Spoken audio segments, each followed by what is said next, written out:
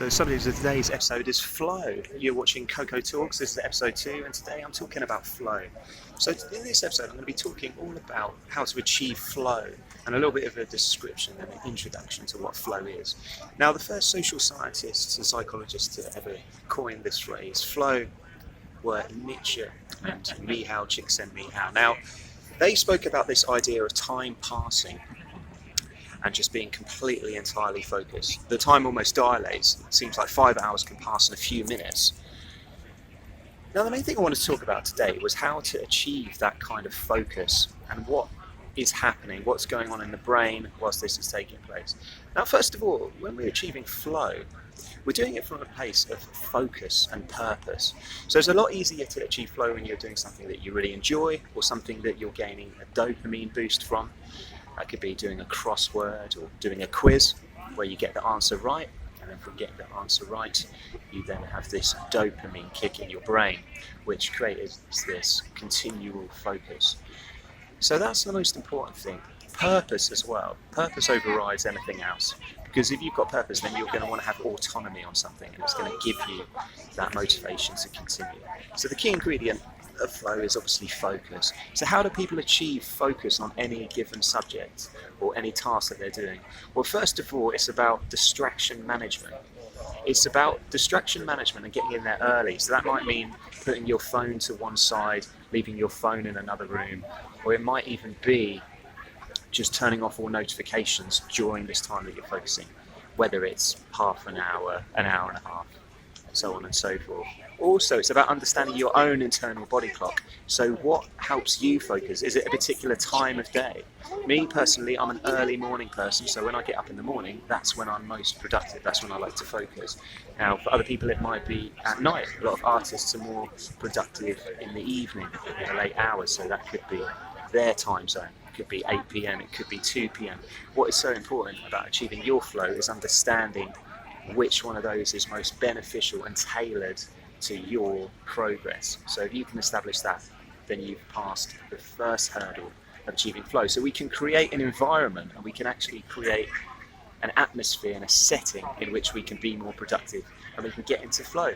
So what is being in flow? It's when you're sat at your desk, you're doing something you really enjoy. It could even be watching a film, it could be doing some artwork, it could be talking to a friend that you haven't spoken to in a long while, it could even be playing a game, it could be doing anything, and time just passes. You're completely in the moment.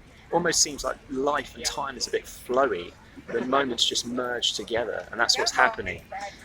And what's so important when you're doing that is to put the distractions to one side, so you can just be completely immersed in the moment. Now, what is the key ingredient in flow? I want to talk about intrinsic motivation. Now, intrinsic motivation is the motivation within you, the desire to want to do something. So first of all, that could come from purpose. You're doing something for a higher purpose, so you're more enthusiastic about it. There's some value, there's some meaning for you. Maybe it's a good cause that you're having in your community or your family. That gives you that intrinsic motivation and that focus. So that could be the first thing, okay? In addition to that could be other intrinsic motivators. There could be the fact that there's a dopamine aspect, that you're finding joy in doing something. Me personally, bringing it back to my own life, music, art, acting, I find joy in it. I get lost in the moment. So it's finding out what that intrinsic motivator is. And once you can find that, then you've got some kind of understanding of what you will enjoy and how to be able to gain that flow. So now I've given a little bit of a sort of discussion and discourse on what flow is, some understanding. I really want to talk about flow within acting and flow within improvisation. Lately I've been reading up on this really interesting subject about if you want to change your thoughts, you've got to take action. Now this seems counterintuitive to a lot of people because often people presume that if they want to change their thoughts, they just have to think differently. Now it sounds quite simple, doesn't it? But actually, it's a really interesting method at play.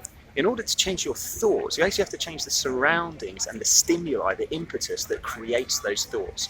So it's actually quite counterintuitive. The human logical mind wouldn't be able to think that and work that out from the prefrontal cortex in the alpha brainwave state. but you've just got to have faith to change your surroundings, and then the thoughts start to change. So if you want to change your surroundings, go to a new city, go to a new place, and then from that you'll be inspired because of the spontaneity. Different things come up. Yesterday I felt like I needed some inspiration and some stimuli, so I decided to come to London. I saw a show yesterday, I chatted to lots of interesting people, I played a bit of music, chatted to a few of the locals, and it's inspired me, and I've had an insight into their life, and it's widened my perspective, and it's created a bit more flow because it's changed the thought process. Now when I think about flow within music or acting, it comes from doing. It comes from starting. So if I was to play a song, I go into another brainwave state and I lose myself within the music. I'm singing, I'm having fun, I'm telling a story. Maybe I'm jamming with a friend and maybe he's playing the bass or the piano and I'm playing the guitar and I'm singing. And we get that rhythm together because we're in the moment, we're 100% focused on that task, and it's creating that flow. Now within acting, from the little that I've learned from studying it and watching lots of videos over the years, is that improvisation creates that flow. So getting into the mindset of a character, getting in the mindset of a particular story, and then rolling with it. And maybe your partner or your acting partner that you're working with, they also get into that flow state, and you can create this synergy amongst the two of you. Now sometimes that doesn't always go well, and maybe your colleague, maybe your partner might say, oh, I think you could change the way in which you unpack that tin right there. Maybe you can change the way in which you unpack that, and you unpack that improvisation. But the process is still effective. You're still improvising. I've done a few improvising tasks, some of the acting lessons that I've done, and one of them is where you have your acting partner and you're walking arm in arm whilst you're reading through the script.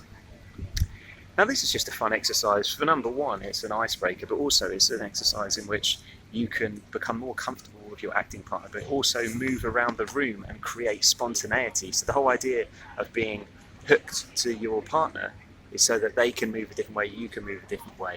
So we're trying to create this interplay between the lines and the actual movement of the scene. So it's fun, it's playful, there's no right or wrong way to do it. But as you read a line, you move your partner to another direction and then they move around the room. So you're creating this synergy between telling the script, telling the story, and then your intention for that line, like your intention for that scene.